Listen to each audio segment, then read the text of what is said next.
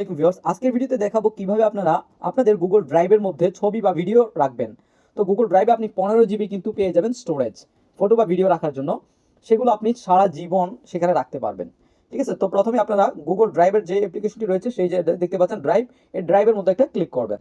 তো প্রত্যেকটা অ্যান্ড্রয়েড ফোনের মধ্যে কিন্তু এই ড্রাইভ অ্যাপ্লিকেশনটা অটোমেটিক ডাউনলোড করা থাকে। যদি ডাউনলোড না থাকে আপনার, সেক্ষেত্রে ডাউনলোড করে নেবেন।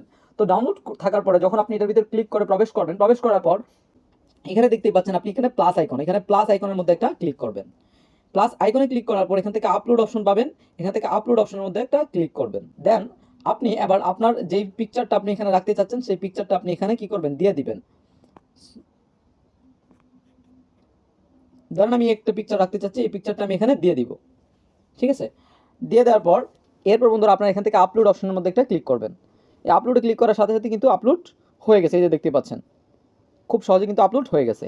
তো আপনারা কিন্তু খুব সহজে এই প্রসেসটা মেনটেন করে গুগল ড্রাইভের মধ্যে আপনাদের প্রয়োজনীয় ছবি, ভিডিও কিংবা ডকুমেন্ট রাখতে পারবেন ইজিলিভাবে। সো ভিউয়ার্স, আজকের ভিডিওটি যদি আপনাদের কাছে ভালো লেগে থাকে অবশ্যই মতামত জানাবেন কমেন্টে, এবং আমার চ্যানেলে নতুন হয়ে থাকলে অবশ্যই চ্যানেলটি সাবস্ক্রাইব করে দিবেন।